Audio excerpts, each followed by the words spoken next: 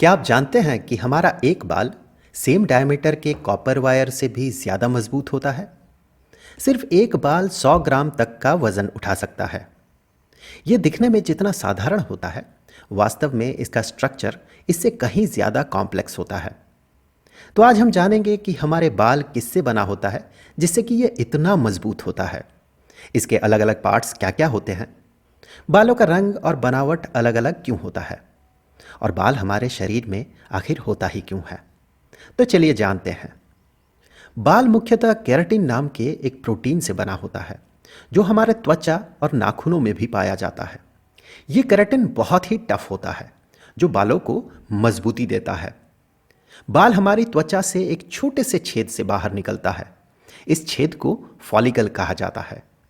त्वचा के ऊपर वाले हिस्से को हेयर शाफ्ट और नीचे वाले हिस्से को हेयर रूट कहा जाता है।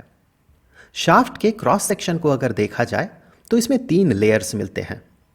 बाहर वाले लेयर को क्यूटिकल कहा जाता है जो कि फ्लैट सेल्स से बना होता है। वो सेल्स एक दूसरे को ओवरलैप करके रहता है। ये बाल के अंदरूनी हिस्सों को प्रोटेक्ट करता है। क्यूटिकल के अंदर के हिस्से को कॉर्टेक्स कहा जाता है। यही वो हिस्सा है जो केराटिन से बना होता है और बालों को मजबूती देता है। और यहीं पर मेलानिन नाम का पिगमेंट भी पाया जाता है। यही मेलानिन बालों का रंग तय करता है। मेलानिन 2 तरह का होता है, यू मेलानिन और फेओमेलानिन।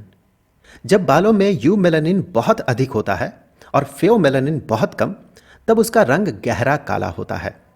यू मेलानिन की मात्रा घटते साथ बालों का रंग भूरा होते जाता है।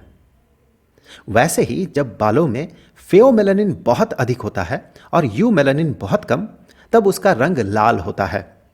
फेओमेलानिन की मात्रा घटते साथ बालों का रंग सुनहरा होते जाता है। अब कॉर्टेक्स के भी अंदर वाले हिस्से को मेडुला कहा जाता है। मेडुला में खाली जगह रहता है जो बालों को हल्का और फ्लेक्सिबल बनाता है। ये पार्ट सिर्फ मोटे बालों में ही पाया जाता है, जैसे कि सिर के बाल, बगल के बाल, दाढ़ी, मूछ आदि। इन बालों को टर्मिनल हेयर कहा जाता है। वैसे छोटे पतले बाल जिन्हें वेलस हेयर कहा जाता है, उनमें मेडुला नहीं रहता। ये तो हुई त्वचा के ऊपर का हिस्सा। लेकिन बालों को त्वचा से जोड़े रखने वाला हिस्सा त्वचा के भीतर फॉलिकल में रहता है। फॉलिकल के नीचे वाले हिस्से में रहता है बल्ब, जहां नए बाल बनते हैं। बल्ब के निचले हिस्से में एक गड्ढा जैसा भाग होता है जिसे पैपिला कहा जाता है। यहां ब्लड वेसल्स होते हैं जो बल्ब को न्यूट्रिएंट्स सप्लाई करते हैं।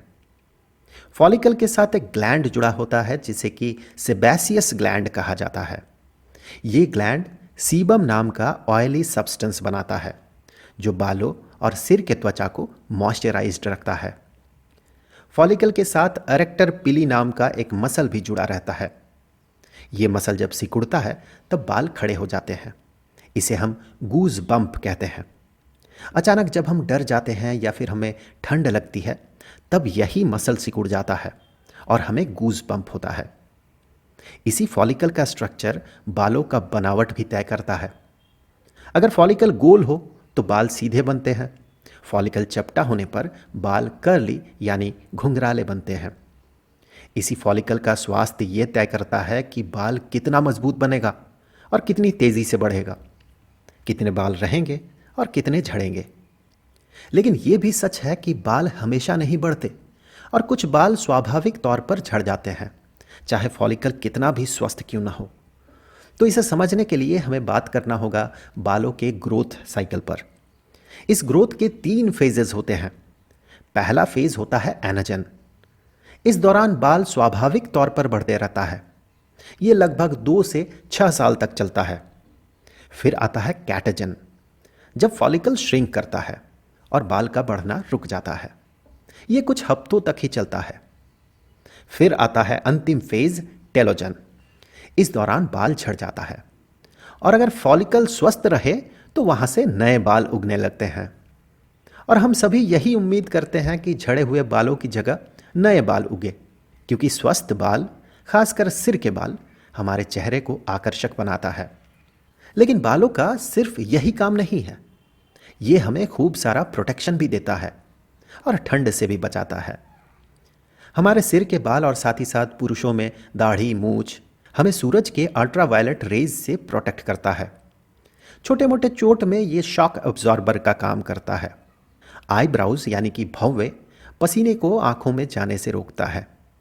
नाक के बाल कीड़ों को लंग्स में जाने से रोक लेता है और कुछ हद तक धूल को भी रोकता है।